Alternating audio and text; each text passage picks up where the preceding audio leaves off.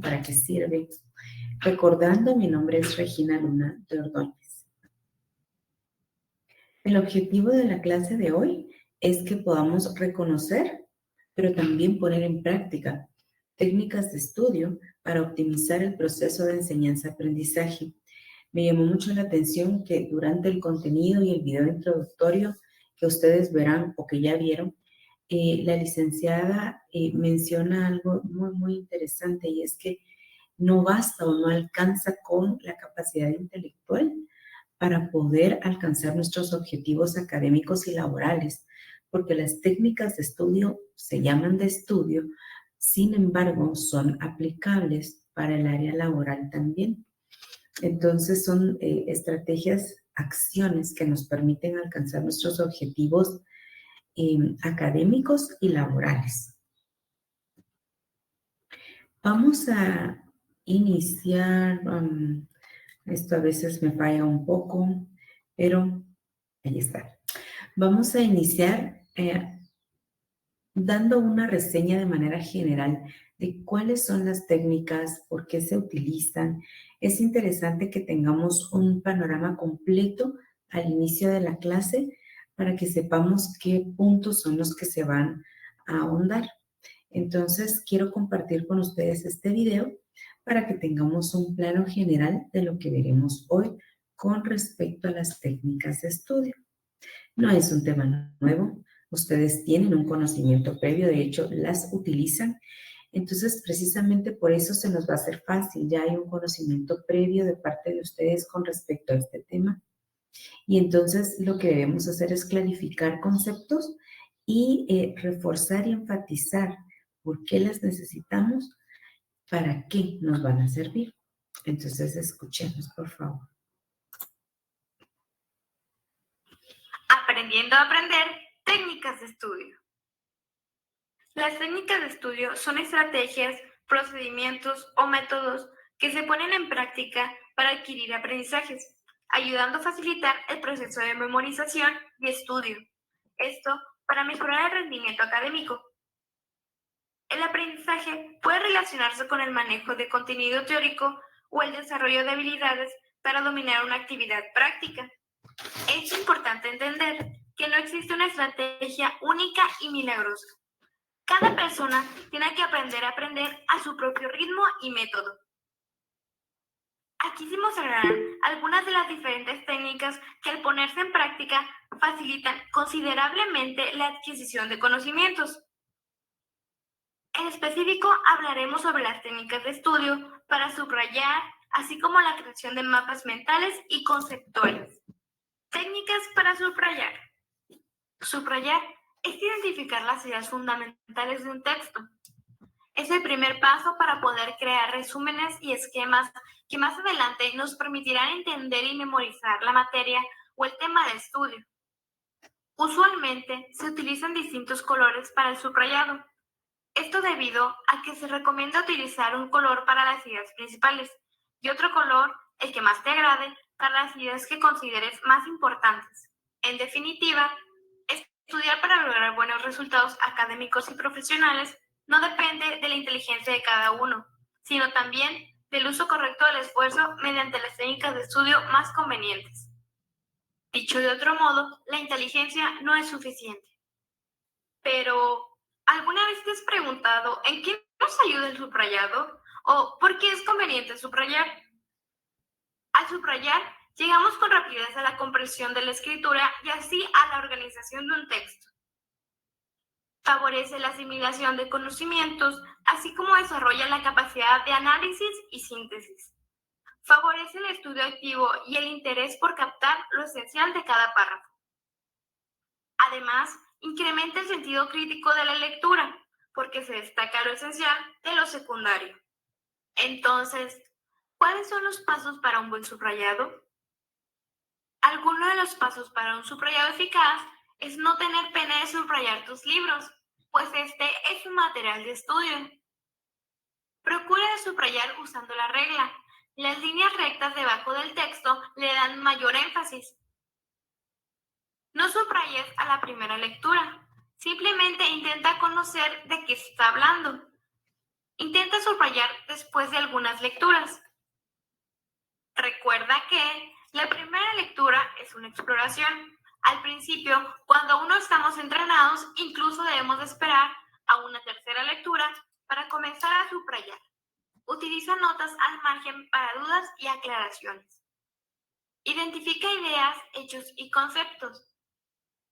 Si un párrafo completo parece muy importante, marca una línea vertical en el margen derecho que resalte su importancia. Procura que este párrafo no supere las 10 líneas y tampoco hacerlo en demasiados párrafos. Parecería que todo es importante. Mapas. El uso de mapas te ayudará a mejorar la organización y clasificación de conocimientos, relacionar los conceptos que aprendas y mejorar tu comprensión lectora. Utilizando este tipo de estrategias de síntesis y comprensión, pondrás en marcha no solo la mitad de tu cerebro, el hemisferio izquierdo, que es el que se encarga de la palabra o lo secuencial, sino también el cerebro entero, pues el hemisferio derecho, que se encarga de lo simultáneo y la imagen. Mapa mental. Un mapa mental es una especie de araña con tantas patas como ideas surjan en cada palabra clave, y así sucesivamente. Las palabras se asocian a imágenes para recordar y entender mejor lo expresado. Es muy útil para tomar apuntes cuando se tiene práctica y para activar conocimientos previos. Mientras que los mapas conceptuales consisten en organizar la información mediante palabras o conceptos claves que nos llevan de unos a otros en un esquema estructurado mediante cuadros y líneas. Su confección es lenta, pero se consiguen niveles muy altos de comprensión y memorización. Muy bien. Entonces es bastante útil esta información. Aprendí. ¿Por qué? Porque es algo que hemos hecho intencional o no en nuestro propio estudio, pero la idea acá es la situación de cómo nosotros podemos inducir a los estudiantes al uso de técnicas de estudio. En otra clase que estoy impartiendo, mencionábamos que la motivación es lo que finalmente hace que un estudiante sea un estudiante, digamos, que le guste aprender, que esté interesado. Entonces nosotros tenemos que apelar a su motivación, al interés. Eso básicamente es para poder ganarnos la disponibilidad del estudiante para aprender. Entonces, esta disponibilidad los humanos la desarrollamos o la ejercemos cuando nos sentimos capaces en algún campo.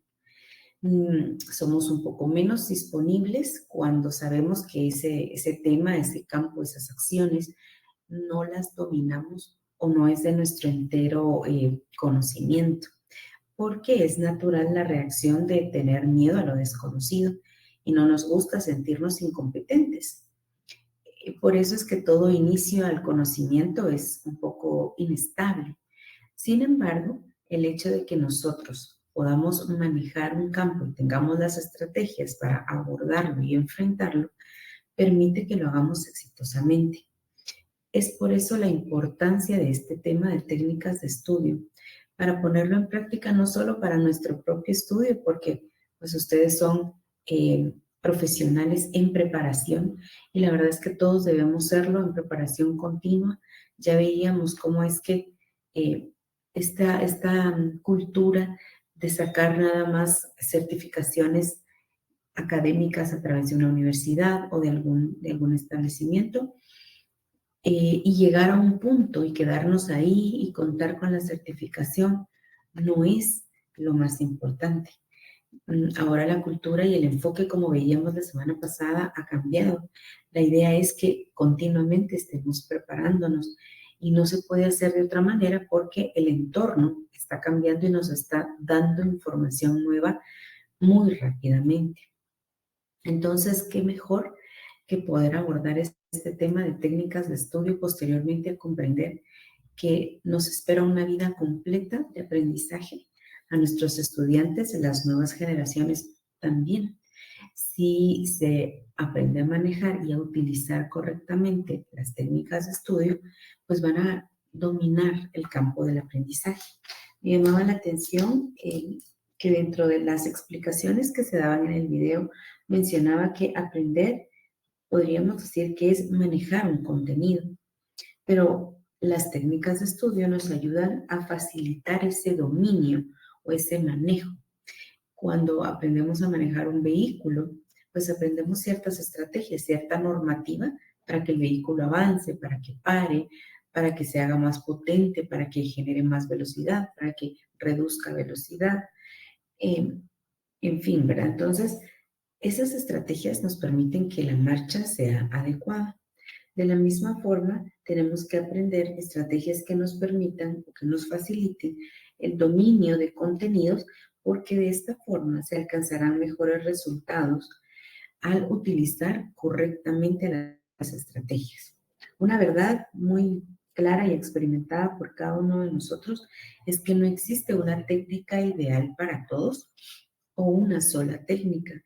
La verdad es que cada uno nos vamos a ir formando nuestras propias técnicas, pero con base en las que ya conozcamos, ¿verdad? Supongo que ustedes en este tema pues ya lo dominan, saben mucho. Hoy vamos a repasar básicamente alguna de sus conceptos, ¿verdad? Cuando hablamos de técnicas de estudio, estamos hablando de formas de abordaje. Cuando uno se enfrenta a una tarea académica, sea esta pues un laboratorio, un ensayo, o estudiar para una prueba, repasar el contenido de la semana, pues uno siempre dice por dónde empiezo, ¿verdad? Y, y esto cómo voy a llegar a un final y un feliz término. Entonces, si nos acostumbramos a organizar nuestras actividades y a tener un plan para enfrentarlo, para abordarlo, para llegar desde el principio hasta término de manera exitosa, prácticamente vamos a aplicar las técnicas de estudio. Estas estrategias de aprendizaje son importantes porque si nuestro objetivo es aprender nosotros como docentes y que nuestros estudiantes aprendan, hay que aplicar las técnicas desde el aula en el grado que sea, desde los niños más pequeñitos hasta los niños más grandes. Por supuesto que va variando dependiendo pues de la etapa de desarrollo de pensamiento que estén nuestros estudiantes, varía. Pero como docentes podemos ir utilizando ahí nuestra creatividad para ir adaptando estas técnicas. Y los niños hoy día están más acostumbrados a seguir pasos, a responder a pautas específicas, y nosotros debemos aprovechar esa manera donde la tecnología nos ha ayudado, porque es muy lógica, ¿verdad? De un paso a otro, y los niños hoy día, al tener tanto contacto con la tecnología, están habituados al seguimiento de pasos, no todos, por supuesto, pero sí muchos. Entonces, son estrategias de aprendizaje que van a facilitar el proceso intelectual, y esto a través de actividades específicas. No son fortuitas, sino son planificadas, estructuradas, intencionadas, ¿verdad? Se realizan de forma dinámica. Lo que se pretende es que la agilidad mental de un estudiante sea movilizada, que realmente sea ágil este proceso de procesamiento de información. Y esta agilidad mental está condicionada en más medida, como hablábamos hace un momento, por la motivación que por las capacidades intelectuales. Pero la motivación vendrá del dominio en el área del aprendizaje, es decir, saber qué técnicas aplicar y ser exitoso y sentirnos productivos cuando hacemos frente a una actividad académica. La puesta en marcha de ciertas técnicas van a permitir que los estudiantes entonces corrijan hábitos y mejoren su rendimiento académico de manera sólida. Eso es muy importante porque no podemos decir que hay estudiantes hay algunos estudiantes que por diversas situaciones, especialmente emocionales, aunque pueden haber otras tantas, no tienen interés por aprender, sobre todo en ciertas edades. Pero si hablamos de la niñez, regularmente los niños sí cuentan con deseos de aprender. Serán circunstancias externas y relacionadas con salud o emocionalidad las que bloqueen de alguna forma ese interés por el aprendizaje. Pero digamos que en general un niño sano y emocionalmente, en un ambiente emocionalmente o relativamente estable, pues va a tener deseos de aprender. Me ha tocado desde mi experiencia ver a estos niños, ¿verdad? Vemos que es emocionalmente estable, que tiene deseos de aprender, es saludable, pero no logra alcanzar buenas calificaciones, no logra realizar sus ejercicios de manera exitosa. ¿Y qué sucede? Es que se ha descubierto, y lo he descubierto, es que tienen hábitos inadecuados para hacer sus actividades. No son jovencitos organizados. Por ejemplo, van a hacer una actividad académica, pero dejaron el sacapuntas en otro lado. Lo van a traer y regresan, perdieron la atención. Luego el borrador se les perdió, entonces empiezan a buscarlo. En todas estas situaciones ellos pierden la atención y retomarla lleva tiempo, lleva esfuerzo y se pierden datos. Entonces, desde los hábitos correctos como, bueno, voy a hacer una actividad académica y eso lo pueden hacer desde pequeñitos. ¿Qué necesito? Como ya vi las instrucciones y va a ser colorear, dibujar, bueno, dibujar, colorear y escribir sobre la ilustración, ¿qué necesito? Necesito tener un lápiz, por lo menos 4 colores, un sacapunta por si se me rompe la punta, un borrador, mi cuaderno.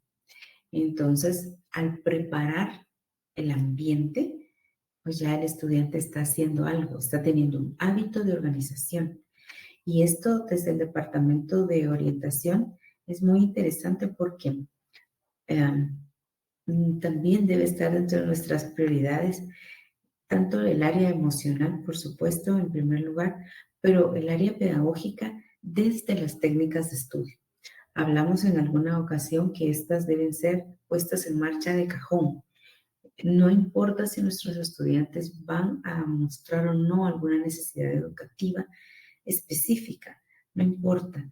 Todos nos beneficiamos, aún el estudiante más organizado y que veamos con más capacidad de desarrollo intelectual. Viene bien una técnica de estudio, viene bien recordar la organización, porque puede que utilice una forma y el ver otras maneras de organizar, pues va a ser igualmente productivo. Entonces, las técnicas de estudio tienen que ser para un orientador parte de su plan de trabajo, para todos. En el caso de instruir a los docentes, instruir también a los grupos, a los equipos de trabajo profesionales y a los grupos estudiantiles, porque esto permitirá entonces ser preventivos y parte de nuestra misión como Departamento de Orientación es ser preventivos. Entonces se van a corregir malos hábitos y de esta forma se van a mejorar el rendimiento académico del grupo en general y de manera personal. Realmente entonces se alcanzará un conocimiento más sólido porque se está aplicando una metodología. El estudiante sabrá que para aprender hay que saber qué hacer. No solamente es el contenido académico, ¿verdad? Sino para poder tener éxito en aprender académicamente, yo necesito hacer algo. ¿Qué debo hacer? Tengo que saberlo. Luego, saber cómo hacerlo, qué pasos debe llevar, cómo se debe estructurar. Entonces, para poder aprender, yo también necesito un conocimiento declarativo, entendiendo qué es una técnica, cuáles técnicas existen, cuál me puede beneficiar en ciertos momentos, y por otro lado, el procedimental, que ya es poner en marcha dicha técnica y cómo poder combinarlas para que me permitan alcanzar mis metas académicas. Ambos procesos están íntimamente relacionados porque pues no me sirve de nada saber qué hacer si no lo sé hacer bien. Yo puedo tener una lista de técnicas de estudio y nombrarlas pues perfectamente, pero si no sé cómo hacerlas, cómo utilizarlas, si no lo practico, si no las he desarrollado, pues de poco me servirá y no queremos eso, ¿verdad? El uso de técnicas es muy importante porque es bien sabido y hemos analizado en estas últimas semanas y en algunas otras anteriores que el ser humano, el individuo, tiene la necesidad de aprender a aprender. Básicamente, ese es el objetivo académico, aprender a aprender. Para esto es necesario que se conozca cuál es el proceso de estudio, qué fases conlleva estudiar, y cuál es la metodología, qué procedimientos, qué cosas debo hacer para estudiar. Las características personales y la naturaleza de las demandas de la tarea a procesar son otros dos factores importantes. Entonces podemos resumirlo en tres factores importantes. Primero, el conocer el proceso de estudio, conocernos personalmente cuáles son nuestras fortalezas y debilidades cuando nos enfrentamos a una situación académica. Los chicos sí pueden determinar, tal vez ya un poquitito más grandecitos, qué características tienen, con qué se distraen más rápido, cuál es la actividad académica que más los logra atrapar o que les despierta el interés, cuál es la menos, qué les gusta más hacer, escribir, escuchar, leer, ver un video, graficar, en fin, entonces ya nos vamos conociendo, ¿verdad? Entonces esto es bien importante y si no logramos, o si el estudiante no logra ubicar sus características, pues nosotros como docentes estamos, como orientadores, estamos ahí para mediar y que logren conocer sus características personales. Y la tercera es la naturaleza de las demandas de la tarea a procesar. Entonces son tres aspectos que debemos abordar para que estas técnicas de aprendizaje o de estudio logren el objetivo. Entonces, es preciso que los estudiantes estén conscientes de qué. Bueno, primero, de que se requiere ejercitar y practicar las técnicas de estudio. No es a la primera, no es esporádicamente, no es aisladamente que vamos a lograr que una técnica de estudio funcione y mejore. Esto es como hacer ejercicio, ¿verdad? Si yo salgo a hacer ejercicio una vez al mes, pues difícilmente va a tener un impacto en mi salud o en mi figura o para lo que yo lo esté haciendo. Lo que necesito es ser constante. De la misma forma, el aplicar las técnicas de estudio de manera constante es lo que va a permitir que se alcance digamos, un dominio sobre la técnica que me permite tener un dominio sobre el contenido. Luego, también es necesario que tengamos presente que las técnicas de estudio giran en torno a la noción de orden, constancia y autorregulación. Es tarea del docente y del orientador formar al estudiante en aspectos que tienen que ver con orden, organización, constancia y autorregulación. Esta es una de las maneras como lo logramos, a través de las técnicas de estudio. Porque para aplicarlas, en primer lugar, debemos ser ordenados. Luego, si queremos ver resultados, como hablaba el punto anterior, hay que ser constantes. Y la autorregulación es que ya el estudiante empieza a tener cierta independencia y puede, ya vamos a ver en una presentación, una diapositiva, perdón, más adelante, puede ya alcanzar un nivel de autorregulación, es decir, de decisión personal de qué pone en práctica, qué elige, por qué lo elige, por qué tiene que utilizar una técnica. Es decir, es consciente de su nivel intelectual, es consciente de que su cognición necesita ser entrenada y necesita de pasos para poder abordar una tarea académica. Entonces, la autorregulación ya la vamos a ampliar en unas diapositivas posteriores, pero la idea es que el estudiante, a través de la autorregulación, empieza a adquirir independencia del docente. Y ahí es donde nosotros tomamos el papel de facilitadores, porque vamos colocando el camino, vamos creando el escenario, vamos dando las pautas, pero los estudiantes van desarrollando y eso es lo que queremos. El tercer punto que debemos tener muy claro es que las técnicas de estudio permiten regularizar el proceso de enseñanza y aprendizaje, lo estabilizan, lo equilibran, permiten que fluya. Entonces, cuando no hay la práctica de las técnicas de estudio, es donde se siente un ambiente desequilibrado, desestabilizado, desorganizado, y esto no favorece la aplicación de estrategias, no favorece el aprendizaje. Es por eso que como orientadores y docentes debemos estar muy pendientes de que se apliquen estos procesos. Vamos a hablar un poco de los procesos cognitivos. No es nuevo para ustedes, yo lo sé, pero retomemos conceptos importantes. Y dentro del conocimiento de los procesos cognitivos, tanto de parte del orientador como de parte del estudiante mismo, es necesario que tengamos claro a qué se refiere la metacognición y la autorregulación.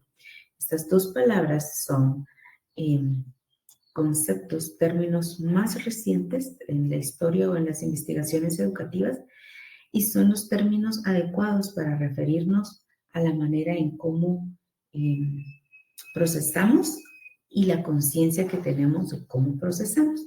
¿De dónde viene esto? Bueno, este psicólogo de apellido Hurley Flavel, un psicólogo estadounidense que trabaja para la Universidad de Stanford, fue quien definió la importancia de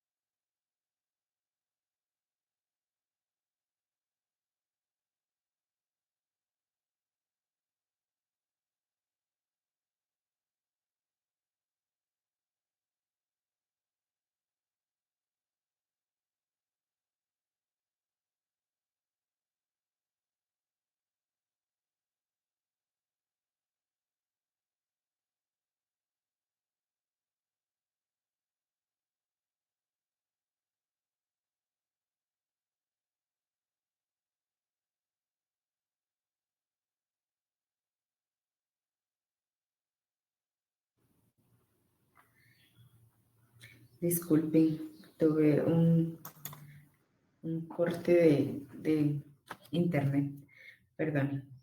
Bueno, mencionaba el hecho de que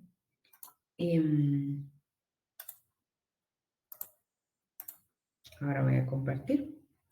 El hecho de que todos los seres humanos entonces necesitamos conocer nuestro proceso mental, pero más aún necesitamos entender que tenemos dominio sobre él. Con respecto a la autorregulación, se conoce como el componente que hace referencia al control y la regulación de dichos procesos. Entonces, metacognición y autorregulación van unidos. La metacognición es tener el conocimiento y conciencia de que existen esos procesos y cómo son, conocer mis propios procesos. Y en el área de la autorregulación, lo que se trabaja es el control y el equilibrio o el dominio de dichos procesos. Muy bien. Si hay alguna interrupción, si no ven bien algo que esté presentando, por favor, me indican, ¿verdad? Bueno, entonces, seguimos con esto, ¿verdad? Con base en lo anterior, podemos afirmar que la metacognición es el conocimiento y la conciencia sobre cómo aprendemos y sobre los factores que influyen en el aprendizaje, tanto de manera interna como externa. Entonces, yo debo saber cómo aprendo y qué factores van a influir en lo que aprendo, tanto personales como externos. Y la autorregulación se refiere entonces a que yo voy a ajustar, a controlar, a modificar, a cambiar ciertos procesos para alcanzar lo que yo necesite. Vemos en esta imagen cómo es que la metacognición más o trabajada junto a la autorregulación me van a dar por resultado que el estudiante sea estratégico y autónomo. Si nos ponemos en el papel de estudiantes, lograremos esto. Y si nos ponemos en el papel de docentes, lograremos que nuestro estudiante alcance este nivel, pues que tanto esperamos, ¿verdad? Entonces, la metacognición, conocimiento y conciencia de los procesos mentales, autorregulación, control, regulación, dominio, cambio de dichos procesos para ser estratégicos. Muy bien, ¿cómo lograr estos procesos, verdad? ¿Cómo lograr la metacognición y la autorregulación? Escritores como Díaz Barriga y Hernández en el 2002, en un libro que habla del constructivismo, ¿verdad? Afirman que en el proceso de la metacognición se deben tomar en cuenta varias cosas, es decir, parte de poner en marcha la metacognición es entender estas tres cosas: las características de las personas, la naturaleza de la tarea y las estrategias ideales para resolver dicha tarea. Eso es poner en práctica la metacognición. Cada vez que yo voy a afrontar una actividad académica o laboral, tengo que estar consciente de estos tres aspectos. Eso me denota que estoy siendo o utilizando la metacognición para realizar mis procesos. Quiere decir que estoy utilizando esa conciencia sobre mis procesos mentales. ¿Cómo? Ya vimos cómo, ¿verdad? Viendo la naturaleza de la demanda a la que me voy a enfrentar. ¿Qué tipo de actividad es? ¿Qué instrucciones tengo? ¿Cuánto tiempo tengo para realizarlo? Naturaleza, es decir, si va a ser de manera investigativa, si voy a tener que hacer un escrito, si voy a tener que elaborar y grabar un video, ¿qué tengo que hacer? ¿Qué y cómo está confeccionada o conformada esta tarea que debo llevar a cabo? ¿Qué elementos y qué recursos voy a tener que utilizar? De acuerdo a las características que yo tenga, tengo que estar consciente de si es una parte de grabación de video, qué manejo de la tecnología tengo, qué plataformas o qué aplicaciones conozco para poder hacer este tipo de grabaciones, con qué cuento, porque si cuento con pocas, puedo investigar de más y así yo puedo utilizar una herramienta quizá que sea más fácil de las que yo conozco. Entonces, yo tengo que empezar a ver qué sé en cuanto a mis características. Si dentro de la naturaleza de la tarea permiten que pueda elegir entre, por ejemplo, hacer un video o hacer un ensayo, de acuerdo a las características de mi persona, en el caso de ustedes, si se ponen como estudiantes o como docentes, o ver las características de sus estudiantes, darles oportunidad de elección entre dos actividades que pueden ser factibles, que para ustedes pueden ser igualmente eficientes y que puedan acomodarse más a las características, porque como sigo con el ejemplo, ¿verdad? Yo puedo pensar, me gusta más hablar en un video que escribir. Soy más eficiente hablando, o al contrario, soy más eficiente escribiendo que explicándolo frente a una cámara. Entonces, dependiendo de las características yo reflexiono en esto, lo que tengo que hacer. Y si sé que no tengo elección y es una actividad en donde no soy muy diestro, pues tendré que planificarme mejor para poder llevar a término. En tercera instancia está qué estrategias entonces voy a llevar a cabo para ejecutar la tarea, porque si me han dejado unos 2 o 3 temas a desarrollar y cuento con 10 minutos de video, porque más es muy difícil, creo que 10 minutos es muchísimo, poder colgarlo en alguna plataforma. Si no se tienen ciertas aplicaciones especiales, es muy difícil que se compartan los videos, ¿verdad? Entonces, tengo que tener una estrategia de síntesis. Tengo que investigar, saber mucho, pero a la vez sintetizar la información y los conceptos importantes. Y entonces ahí tendré que hacer uso de ciertas estrategias para poder abordar las palabras claves, las ideas principales.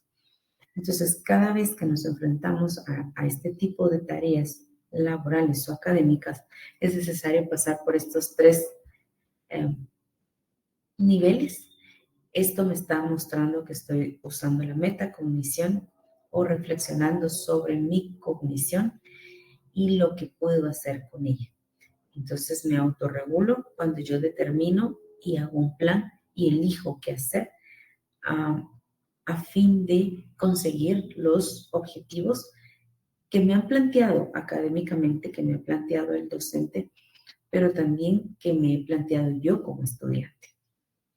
Entonces, imagínense el nivel que debemos llevar a nuestros estudiantes.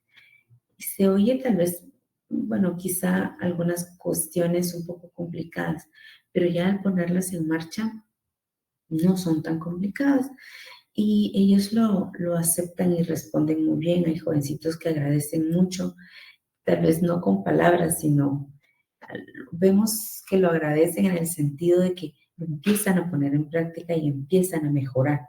Entonces, sí he tenido la experiencia de dar como ese startazo. En casa lo que no aprendió fue la organización. Lo que no aprendió es que hay que llevar pasos, una técnica. Y son estudiantes que sí tienen el interés, como hablábamos hace un momento. Al darles estas herramientas, ellos despegan y logran alcanzar altos niveles de aprendizaje y eso es lo que estamos buscando. Cuando hablamos de las características de las personas, ahondando ya más en este subtema, nos vamos a referir a las habilidades, a la experiencia, a los intereses, a las motivaciones y estados de ánimo personales que puedan influir en el aprendizaje.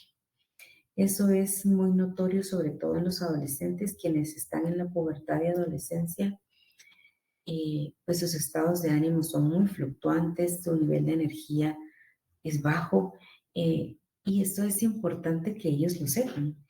Eso no los hace malos ni los hace ineficaces, es una característica de esa edad. Todos pasamos por eso. No es el hecho de que ellos estén constantemente acostados en el escritorio, no precisamente denota falta de educación, aunque claro, un jovencito que es más responsable y más consciente de sus acciones tratará de evitarlo, a quienes no lo son tanto. Pero esos estados personales en la adolescencia son bastante marcados. Entonces, el hecho de que los estudiantes conozcan ese estado y busquen la manera de controlarlo, va a permitir también que ellos colaboren en este aspecto. No solamente nosotros de manera externa, sino también ellos de manera interna, porque es algo que debemos, que es una etapa que se va a presentar, pero que la deben ir autorregulando, ¿verdad? Pensando en los adolescentes. Entonces, hay que ver las características que tienen por edades. Ya hablábamos de esta etapa, pero no es la única etapa a la que atendemos. Entonces, desde los niños de preescolar hasta los de carrera o diversificado, cada uno tiene un estado de ánimo, una característica en cuanto a su pensamiento, en cuanto a su desenvolvimiento social. Entonces, con respecto a eso, es importante que les hagamos conciencia de esa etapa de la vida que están pasando qué características en general tienen para poder usar las que son, digamos, fortalezas a favor del aprendizaje y las que en algún punto pueden tornarse como factores que entorpecen el aprendizaje, que aprendamos a controlarlas. Entonces, el estar consciente de eso es interesante porque influye en el aprendizaje. Pueden controlarlo mejor. Luego, cuando hablamos de la naturaleza de la tarea, es aquello en lo que consiste la tarea, ya hablábamos, las demandas que éstas requieren para poder llevarla a su ejecución. Por ejemplo, ¿qué instrucciones tengo para resolverlas? Los objetivos que me están planteando, el tiempo, entre otros. Entonces acá está la misma imagen que estaba en la diapositiva anterior, haciéndonos referencia a estos tres aspectos importantes para considerar en el proceso metacognitivo. Entonces, es necesario que hagamos reflexionar a nuestro estudiante como parte del entrenamiento en el uso de técnicas de estudio en preguntas claves que eventualmente también nos van a hacer a nosotros reflexionar. Y la primera es, ¿tengo claro el propósito de la tarea? ¿Para qué me la dejaron? Y ahí nos cuestiona a nosotros también como docentes, porque pues yo he sido docente y también soy docente en esencia, pero también he estado en otros asuntos, ¿verdad? De tipo administrativo. Y a veces la administración nos pide, nos pone fechas, nos pone una lista de cosas que hay que hacer. Y resulta que el tiempo se hace corto. Y pues más de alguno nos habrá pasado que tenemos que cumplir con un punteo y un proyecto y tenemos el proyecto encima y nos quedan 5 días y hay que pensarlo, pero también estoy calificando actividades. Bueno, el asunto es que yo no profundizo, no pienso en un proyecto que sea breve, que sea muy inclusor, que incluya muchos conocimientos, que sea interesante. No me doy ese tiempo porque no lo tengo, no es porque no quiera y a veces es complicado encontrar ese tiempo, yo lo entiendo. Aunque el ideal es que debiéramos encontrarlo, en ocasiones no sucede. Pero cuando no sucede esto, el propósito de la tarea se vuelve como un poco confuso para nosotros como docentes y para el estudiante, porque pensamos en lo primero que se nos ocurre y resulta que no tenemos claro ese propósito del proyecto, y si nosotros no lo tenemos claro, para el estudiante tampoco llega con claridad y ahí pierde un poco el sentido de la actividad, porque fue algo hecho a la ligera, que bueno, hay que sacar los puntos y no, bueno, entonces dejemos 50 preguntas de tal cosa, es algo fácil, rápido y bueno, resulta que el propósito se ha perdido. Para que esto se cumpla, tanto el docente como el estudiante tienen que entender el propósito de la tarea y no necesariamente tiene que ser una tarea de 75 preguntas o de investigar un capítulo de un libro. En realidad, con un contenido breve podemos hacer muchas cosas interesantes. Por eso es que el propósito de la tarea tiene que ser muy claro para nosotros. ¿Qué aprendizaje queremos alcanzar con esto? ¿Qué habilidades queremos reforzar con la actividad? ¿Qué competencias queremos desarrollar a través de la actividad que vamos a colocar? Entonces, sí es necesario que le demos quizá menos tiempo a otras actividades o un tiempo más ligero.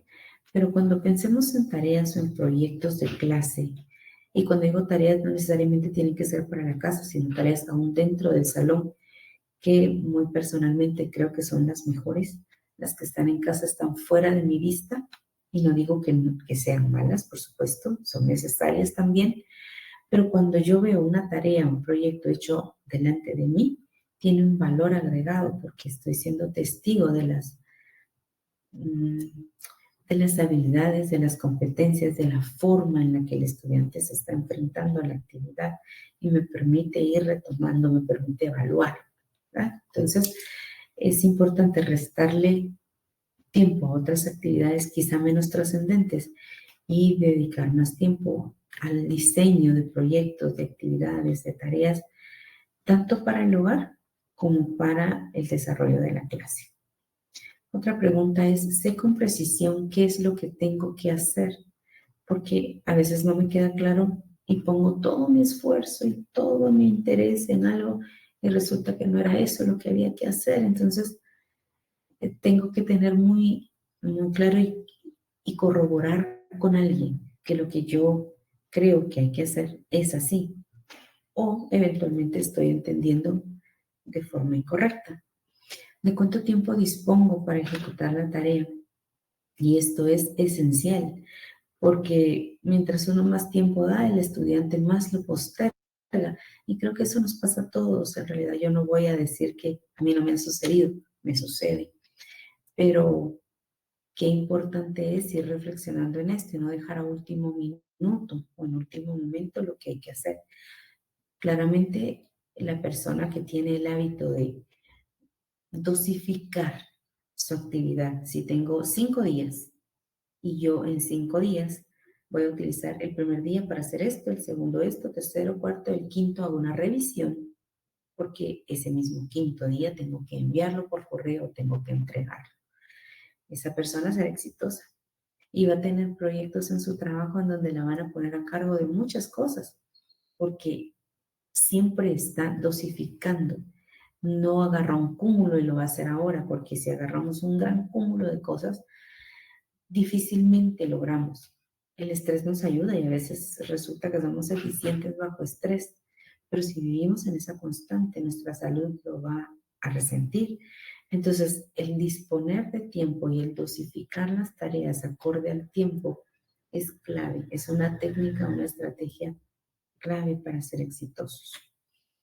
Tengo dudas sobre el tema, si no me ha quedado clara la explicación, difícilmente voy a lograr hacer una tarea. No es que no se pueda, yo puedo investigar, yo puedo aclarar, por supuesto, dependiendo de la edad que tengamos, pero lo ideal es que si tengo duda, entre a hacer un proyecto o una actividad sin dudas, que tenga muy claro el contenido para poder abordarlo de una manera adecuada. Considero que la tarea es fácil o difícil desde esa perspectiva de saber fácil o difícil una tarea, también depende del éxito. Y elegir la técnica de aprendizaje más eficaz es lo que nosotros vamos a buscar. Pero estas preguntas van a permitir que optemos a lo más eficiente. Esta será esta estrategia que el estudiante puede aplicar, que la conoce, que la puede ejecutar y que le va a permitir alcanzar esa tarea con éxito. Aquí tomé una captura de pantalla con el permiso de la universidad en el sentido de que no es para publicar en ningún sitio, sino lo tomé como referencia de la presentación de la licenciada Cermeño, en donde nos da algunos factores importantes a tomar en cuenta para poner en práctica una estrategia, porque ya analizábamos que no precisamente necesitamos solo de factores intelectuales, ni solamente de factores motivacionales, tampoco solamente de factores organizacionales. Prácticamente es la fusión de todos. Necesito de mi intelecto, necesito estrategias para organizarme y necesito también tener la motivación, el interés. Pero esa motivación e interés, ya hemos comentado esto, surge de sentirme capaz en algo. ¿Qué factores tiene que tomar en cuenta un docente para enseñarlo o inducir a sus estudiantes a que pongan en práctica estrategias de aprendizaje? Aquí hay un listado. ¿Qué factores tenemos que tomar en cuenta como estudiantes, nosotros, ¿verdad? Ustedes, estudiantes universitarios, para alcanzar sus metas educativas? Aquí está. Primero, tener una lectura y análisis contextual del tema. Veíamos en el video que no es a la primera lectura que vamos a captar las ideas principales. Yo diría que casi nadie, aún los expertos, muy expertos, por lo menos tienen que dar una visión rápida de temas y subtemas para poder determinar de qué va a tratar un escrito. Y entonces ya si es experto en la materia y pues prácticamente tiene un doctorado en educación y en cierta parte, por ejemplo, de evaluación o currículo, pues sí, podrá tener muchísimas ya ideas con respecto al tema. Y aún así, siempre hay algo nuevo que aprendemos. Pero cuando no tenemos ese nivel de expertise, ¿verdad?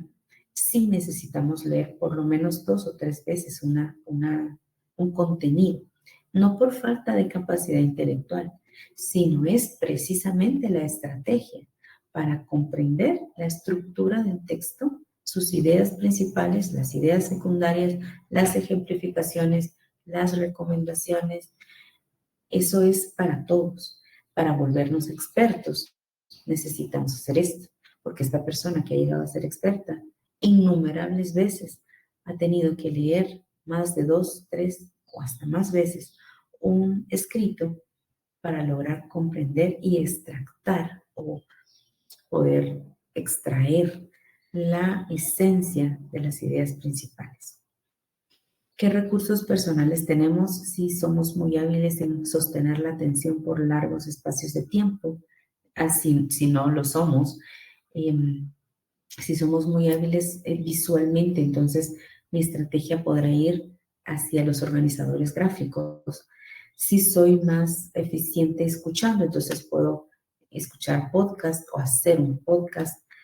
¿Cuáles son mis recursos en donde yo aprendo mejor y puedo transmitirme mejor?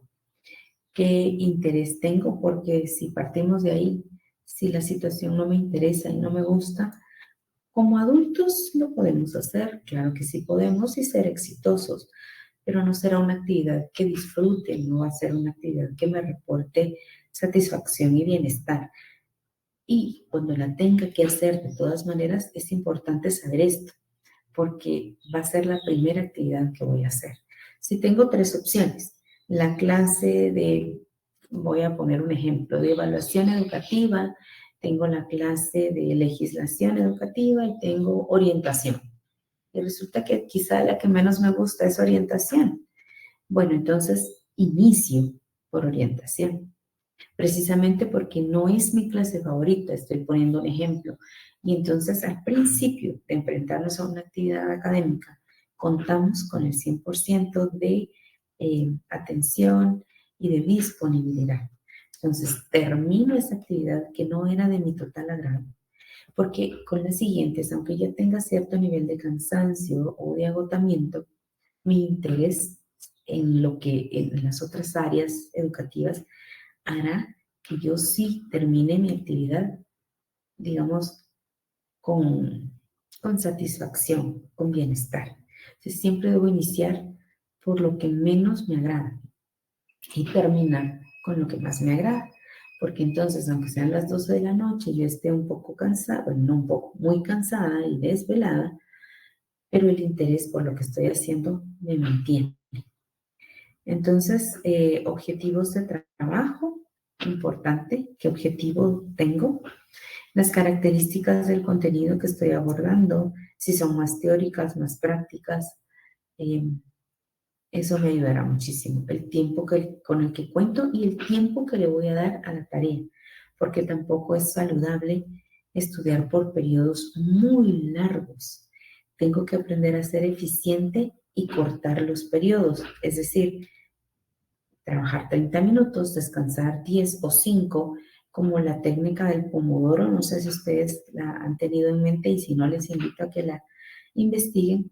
Y es eso, ¿verdad? Repartir que en mi día de hoy yo voy a usar 4 horas o 3 horas o 2 horas para dedicar al área académica, pero esas horas van a ir redistribuidas, no van a ser 2 horas corridas, porque pierdo el interés, pierdo la atención, mi cerebro se agota, aunque esté completamente interesada. Entonces tengo que dosificar mis tiempos para poder ser eficiente y refrescar mi cerebro para que active nuevamente la atención. El lugar donde lo ejecuto también, si estoy en el comedor donde todo el mundo está comiendo y todo el mundo está hablando y la televisión suena por allá, en fin, va a ser muy complicado mantener la atención. Eso es en caso nuestro. Y lo hablo en caso nuestro porque es directamente relacionado con nuestros estudiantes. Prácticamente la experiencia que tenemos como estudiantes es la misma que ellos tienen, pues a edades distintas claramente. Pero la situación es que si nosotros aprendemos a poner en práctica las estrategias y a tomar en cuenta tanto los aspectos externos como los internos, vamos a poder inducir a nuestros estudiantes en ello. Por eso, el primer paso será que nosotros experimentemos las estrategias de aprendizaje, porque de esa forma van a ser hábitos, costumbres, maneras de abordar que innatamente vamos a transmitir y vamos a enseñar a nuestros estudiantes. Los materiales que tenemos que tener en nuestro lugar de trabajo, todos. Si es una tarea que va a requerir de dispositivos, una tarea que va a requerir de colores, de marcadores, porque voy a colocar por lo menos 3 colores en mi subrayado.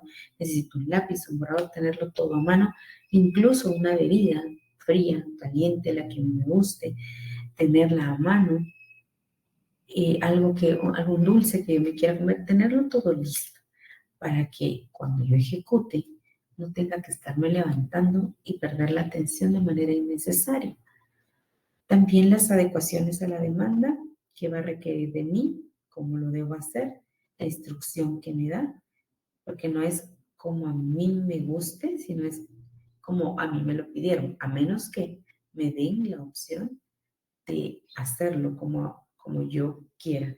Entonces ahí sí, claro que siempre dentro de lo que yo quiera, no me pueden dejar una libertad completa.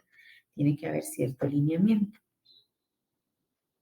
Planificación, si no es una tarea que deba entregar el día lunes, si estoy en día sábado, lo voy a entregar el próximo lunes, ¿cómo me voy a planificar?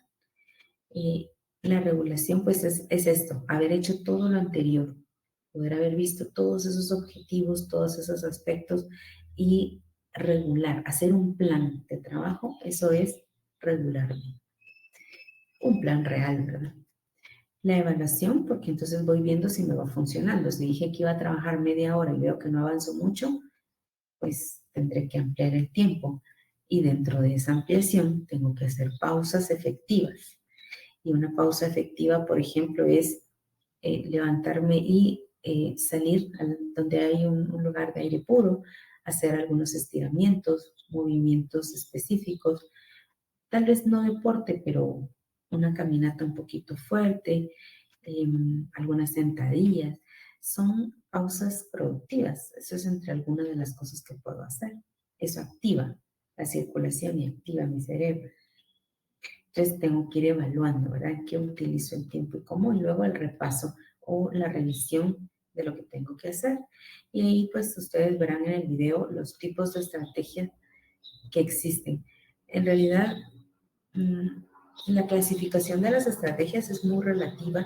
En diferentes libros vamos a encontrar diferentes formas de clasificarlo.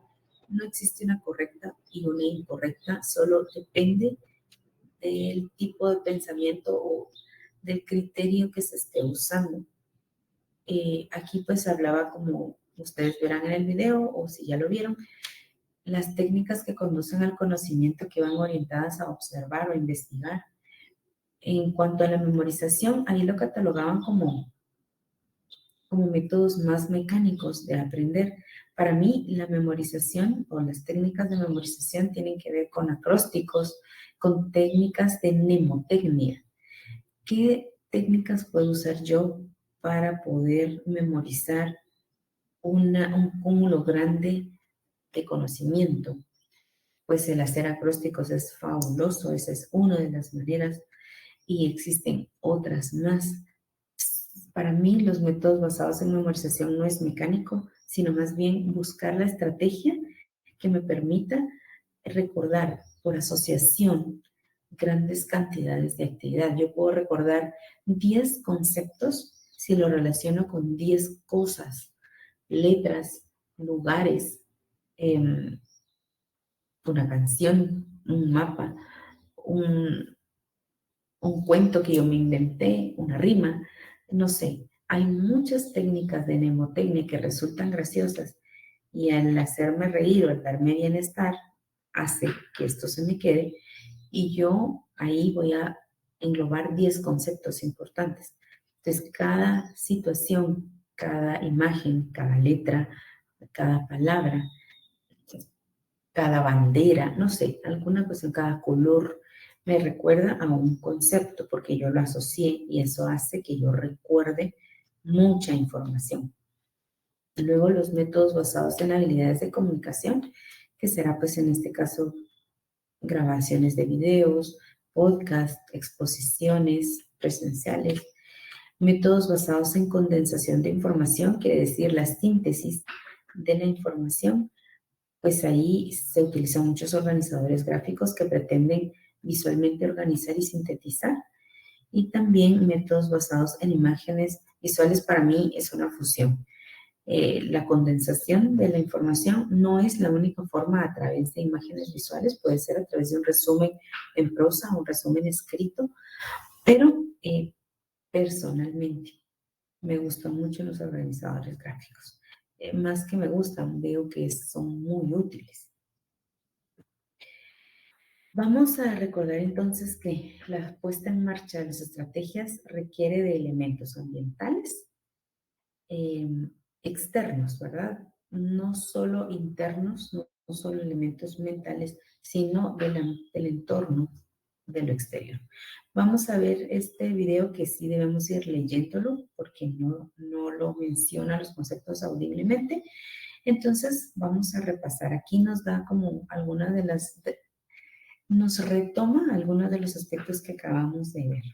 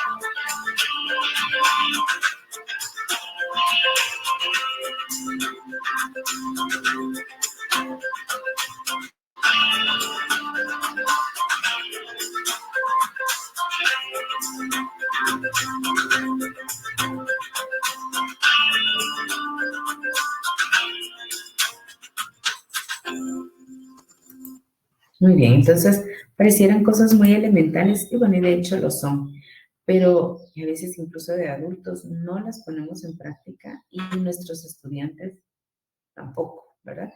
Entonces, son cosas elementales pero necesarias. No es nada complicado, pero que el no ponerlas en práctica a veces hace que no logremos los objetivos de aprendizaje que buscamos a todo nivel. Incluso a nivel universitario, estas estrategias y técnicas vienen muy bien, nos ayudan, sobre todo porque aquí la cantidad de contenido es muy fuerte. Entonces, si no estudiamos a través de técnicas, es complicado avanzar. Si tenemos esa costumbre, ya será parte de nosotros hacerlo saber a nuestros estudiantes. Y es necesario que desde estas tempranas edades ellos inicien a utilizarlo para que se manejen de manera correcta, porque el propósito es facilitar el dominio de los contenidos. Y el saberse exitosos, como repito y enfatizo, será lo que los haga entender que son buenos estudiantes. Quizá en alguna otra clase ustedes habrán escuchado el término de indefensión aprendida. ¿Alguien me puede decir en el chat si lo ha escuchado? El término de indefensión aprendida. Si ha leído algo al respecto, si conoce el término, no para que me lo explique, solo quiero saber si lo conocen. ¿Me pueden comentar en el chat? La indefensión aprendida. ¿No? Bueno, algunas personas no. ¿Hay alguien que lo haya escuchado alguna vez? Miren, es un tema apasionante. A mí me encantó cuando lo aprendí, porque me recordó incluso a mí misma. Bueno, en términos, digamos, rápidos, a lo que se refiere y por qué lo traigo a colación. Porque hablaba de que dominar las estrategias de aprendizaje nos hace sentirnos motivados porque nos hace sentir que dominamos la situación. La indefensión aprendida es cuando yo pongo todo mi esfuerzo y mi interés en hacer algo y no me salió bien. Bueno, lo hice una vez y no usé estrategias, pero yo no estoy consciente de eso y me estoy refiriendo más a niños quizá, bueno, también adolescentes. Y lo hago una segunda vez y resulta que puse mi interés y tampoco me salió bien. Y una tercera vez y sucede lo mismo. Yo me esforcé de tal manera que esperaba una calificación alta, porque estamos acostumbrados tristemente a que un número nos da una idea, aunque no necesariamente, pero se maneja ese ambiente y no lo lograba. Y entonces empiezo a pensar que el problema está en mí, que no soy capaz. Eso es en cuanto a académico. Esta indefensión tiene muchas cosas, como también en lo emocional, como el bullying. Las víctimas de bullying también están involucrados en esto, pero académicamente me quiero referir a que entonces aprendo a que yo no logro hacerlo y que seguramente eso es a nivel inconsciente. Hay algo en mí que no está bien y que no puedo. Entonces tengo que cumplir esa profecía, ¿verdad? Autoimpuesta. Ya intenté y no logré, entonces soy mal estudiante. Entonces yo no puedo. Es que como a mí, entonces el ser humano empieza a buscar una excusa porque no queremos ser inadecuados. Si es que lo mío no es estudiar, no, lo mío es otra cosa, yo soy práctico, y no está nada malo. Existen muchas inteligencias, no quiero decir que lo académico sea lo mejor ni lo único. A lo que voy es que descartamos de una vez la parte educativa cuando tenemos demasiadas frustraciones, son repetidas y empezamos a creer en nuestro inconsciente que no somos capaces.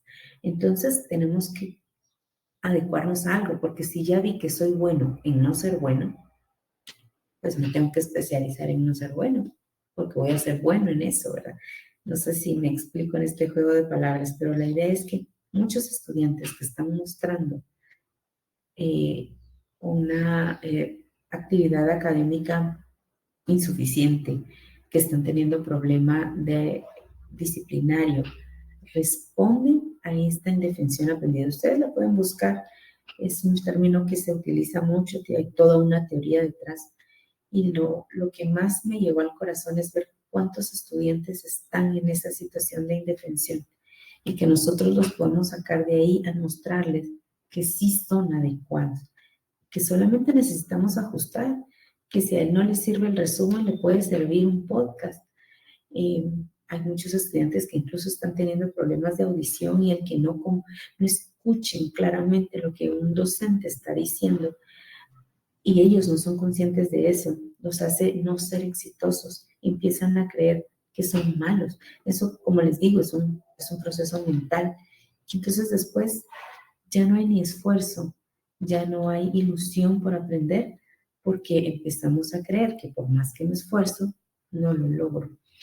Entonces, interesante este aspecto, es una realidad y es lo que está marcando el desempeño de muchos estudiantes, el desempeño inadecuado. Si logramos detectar y sacar a los estudiantes de ahí, vamos a tener a muchos capaces, solo que no han tomado el camino correcto o no han sabido qué camino tomar. Por eso el enseñar las técnicas de estudio, el enfatizar no solo a principio de año, sino retomarlas a medio año y retomarlas a final de año, evaluar si lo estamos poniendo en práctica, tener esas charlas con los estudiantes sinceras, no para que nos contesten, puede ser una autorreflexión, porque no queremos evidenciarlos delante de los demás, pero si no estamos siguiendo una estrategia, no vamos a alcanzar ningún objetivo. Y ellos tienen que acostumbrarse a esto y está en nuestras manos poder incidir en este aspecto. Veníamos hablando, perdón, del video, ¿verdad? Y veníamos viendo cómo nos recomendaba algunos esquemas, mapas conceptuales. Bueno, todos estos los podemos englobar en un mismo término que se llama organizadores gráficos.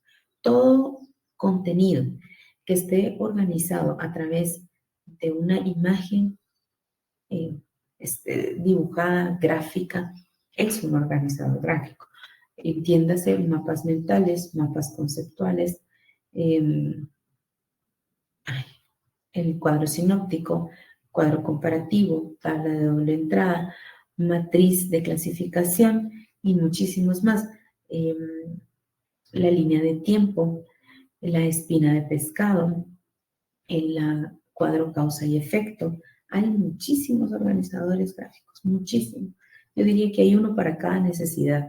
Y en todos los temas que demos, sean científicos o de tipo humanista, sí existen organizadores que podemos utilizar para sintetizar la información. La ventaja de esto es que puede ser precisamente una estrategia de enseñanza cuando nosotros presentemos el tema o nosotros presentemos la forma de organizarlo o presentemos teóricamente qué es un mapa conceptual. Por ejemplo, en el caso del orientador, pues no tendrá una clase en concreto para poder dar, pero sí puede enseñar los organizadores. Puede pedir un tiempo para estar con los estudiantes y enseñar qué organizadores gráficos existen y cómo se hace para poder reforzar lo que el maestro está enseñando en clase. Entonces, acorde a eso, va a poder enseñar que los organizadores gráficos pueden ser estrategia de enseñanza cuando el docente los presenta, pero se convierten también en una estrategia de aprendizaje cuando el estudiante los ejecuta con la información que recibe del docente. Entonces, para organizar la información gráficamente, primero tendrán que analizar la información, sintetizarla, aprender a pensar críticamente porque tengo que ver cómo la ordeno, qué conceptos van jerárquicamente ordenados, cuál es el más general hacia el más específico. Eso me hace abstraer las ideas, evaluar si lo estoy haciendo bien y estoy relacionando bien los conceptos, reflexionar sobre lo que estoy haciendo y hacer generalizaciones. Entonces, es un tiempo que el organizador, que el orientador puede tener con los estudiantes. Enseñar qué son los organizadores gráficos, cuántos existen y cómo llevarlos a cabo. En qué áreas se pueden utilizar, compartir algunos ejemplos para reforzar esta parte. Y eso puede ser que sea el éxito de muchos de ellos. No se concentra solo en un organizador gráfico, por supuesto, estamos viendo que dependen muchos factores, pero el aprender esto también es parte de aplicar estrategias. Habilidades autorreguladoras prácticamente es la determinación de metas de aprendizaje, seleccionar estrategias y que podamos predecir los resultados y la verificación de su ejecución. Sí podemos nosotros autorregularnos y enseñar a los estudiantes a autorregularse y utilizar esa palabra, autorregulación, porque la autorregulación es la que nos va a permitir tener ese desempeño ideal académicamente hablando, ¿verdad? Y para poder autorregularnos, entonces necesitamos 3 facetas. La primera es supervisar. el plan que hemos diseñado. Involucra tener la conciencia de qué es lo que vamos a realizar con anticipación y qué se debe hacer antes, durante y después de la actividad. Entonces, el estudiante hará un plan, pero si no me sale bien ese plan, enseñarles a tener un plan A, un plan B y un plan C. Todos deberíamos tener en mente eso. O sea, mi plan es este, pero si no se puede, porque hoy día vemos que las circunstancias cambian vertiginosamente. Si esto no lo logro, ¿cómo voy a accionar distinto pero sin cambiar mi plan? 3 formas de accionar diferente, pero el objetivo no cambia. Solo cambia la forma en la que me dirijo hacia ese objetivo. Entonces, si yo hago mi plan y lo reviso, lo superviso, me va a hacer tener opciones y así no me voy a frustrar. En síntesis, es comprobar si se va progresando en la meta deseada haciendo los ajustes sobre la marcha. Entonces, ya hice mi planificación de tiempo, de lugar, de horario, de la tarea, la tengo clara, de todo el material que voy a necesitar. Si voy a necesitar algunos artículos académicos, los descargo, los voy a leer. Tengo mis colores, ya determiné que el verde va a ser ideas principales, que el rosado va a ser ideas secundarias, que el amarillo va a ser algo interesante o ejemplos. Entonces ya tengo todo mi plan hecho, pero no descargué los artículos y los quitan de internet. Entonces tengo que tener plan A, plan B y plan C. Por eso tengo que tener, si no voy a buscar estos artículos, entonces voy a buscar video. En fin, eso es la supervisión. Esa es una actividad autorreguladora. Luego debo evaluar si he cumplido ese plan que me tracé, con qué precisión lo cumplí, porque eso también me va a ayudar a ver si soy capaz de ajustarme a un plan o diseñé un plan, lo escribí y lo perdí. Hice otra cosa completamente diferente y aunque puede ser que haya sido muy exitosa, hay gente que es más espontánea, existe, no es que sea malo o bueno, solo es diferente, pero me ayuda a conocerme y a darme cuenta entonces que tal vez mi forma de trabajo es difícil de ajustarse a un plan. Eso me permite ver que laboralmente será complejo porque esto depende de mí, pero en un plan de trabajo tengo que ajustarme. Entonces, es una forma de conocerme y de autorregular, que aunque soy muy espontánea y las cosas me han funcionado muy bien, sí tengo que aprender a ajustarme a un plan, por lo menos de forma muy general, porque es una demanda, porque es una competencia que se requiere, sobre todo si trabajo en equipo. No puedo hacerlo todo así como muy soñado, yo solita, como a mí me sale, porque no es empático con los demás. El estudiante no solo evalúa el producto, sino también el proceso, con la finalidad de comprobar su efectividad. Y aquí el proceso es lo que vale. Porque si yo soy consciente de qué proceso me llevó a adquirir mi meta, ahí, digamos, en buen chapín ya la hice. Porque entonces me doy cuenta de que ciertas acciones me llevan a adquirir ciertos resultados. Y entonces me hago experto en eso y en buscar tal vez enriquecer mis procesos, porque no se tienen que quedar igual siempre. Puedo enriquecer y ampliarlos, mejorarlos, pero me acostumbro, tomo el hábito de tener la habilidad de planificar, de supervisar y de evaluar mi proceso y enriquecerlo. Si logramos que nuestros estudiantes entren en esa dinámica de actuación, pues estamos encaminando al éxito. Muy bien, entonces ahí están las actividades reguladoras: planifico, superviso y evalúo. En la planificación es qué voy a hacer, cómo lo voy a hacer, el tiempo que voy a tomar, todos los aspectos que vimos ambientales y mentales para poner en práctica una tarea.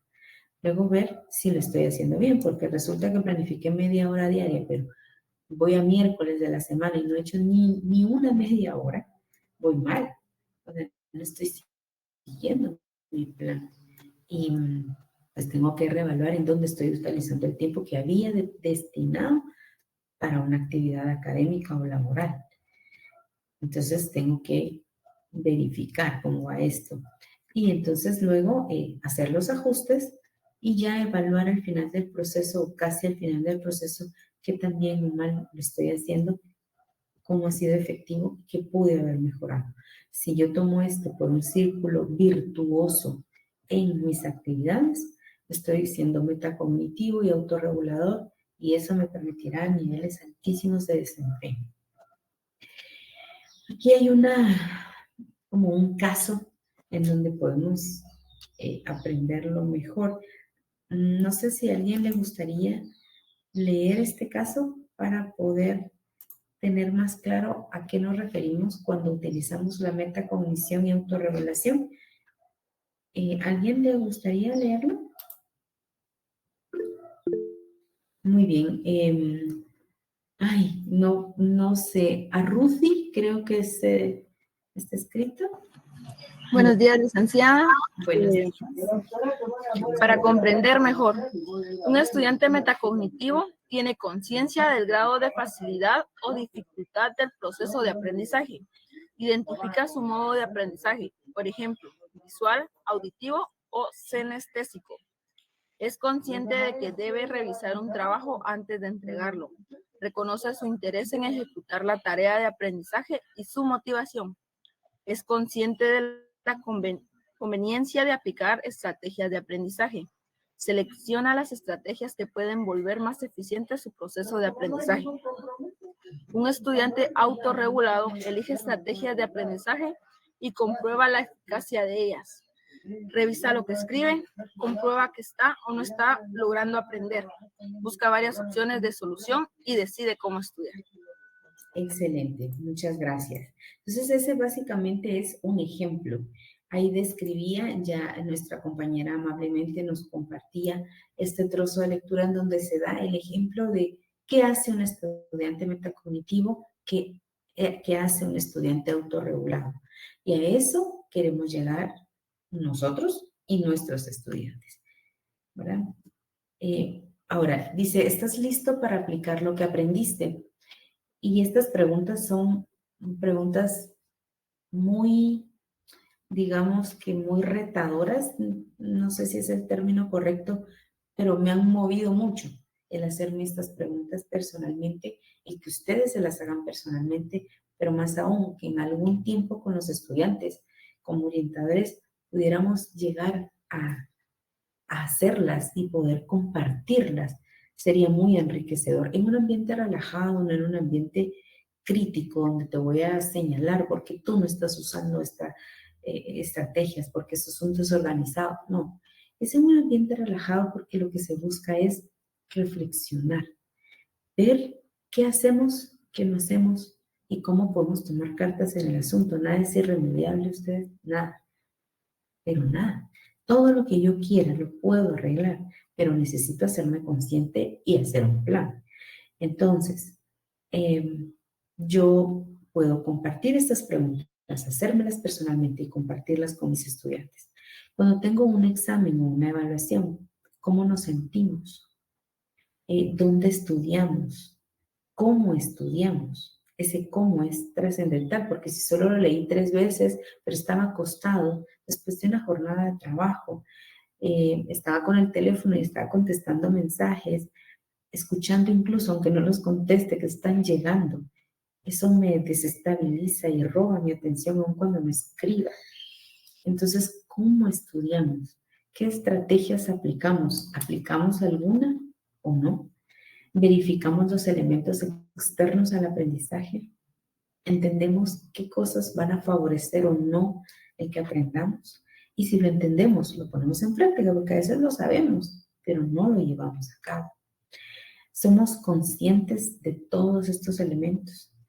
Cuando tenemos que leer un libro o un capítulo, ¿dónde lo leemos? ¿Qué nos ayuda a concentrarnos? ¿Sabemos qué nos ayuda?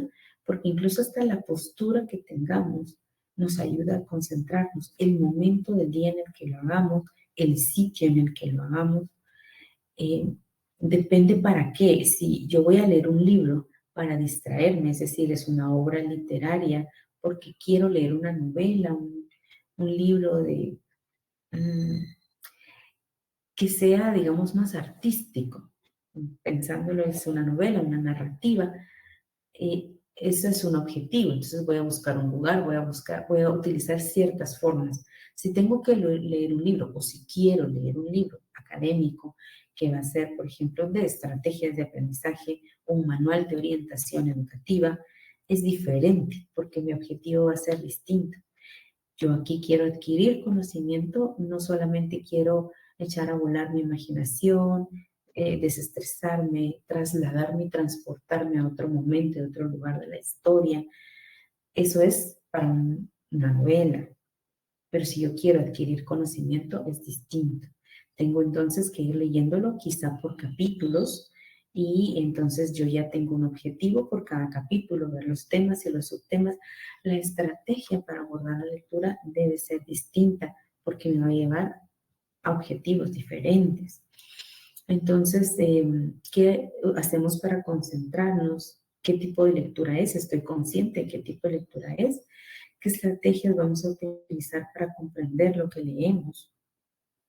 Planificamos el tiempo de la lectura y no nos excedemos, porque no nos hace mejores el hecho de que yo haya determinado que voy a leer una hora y traté de aplicar mis estrategias, pero voy a leer una hora más, a menos que lo desee y que no tenga inconveniente y me sienta con la disposición, puedo hacerlo.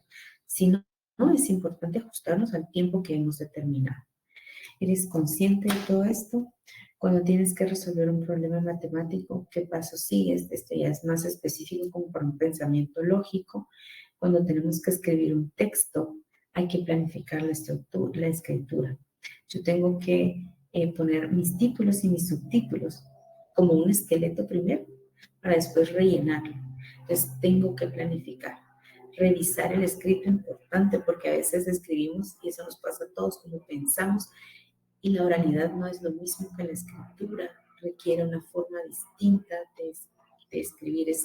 Para mí es el punto culminante del aprendizaje. Quien escribe es porque sabe no solamente escribir, sino sabe de lo que está escribiendo. Entonces requiere un nivel de habilidades, según estudios, es el máximo nivel de puesta en marcha de habilidades cognitivas, escribir sobre un tema.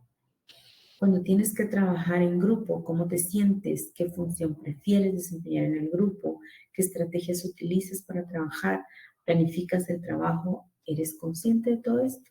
Entonces, son preguntas que sí, para mí son valiosas, valen la pena ponerlas en práctica, analizarlas con nuestros grupos y compartirlo en un ambiente relajado, quizá comiendo algo, tomando algo rico, en un lugar bonito, fuera del aula. Lo que se busca es llegar a la conciencia de que si no lo estamos haciendo, hay que hacerlo.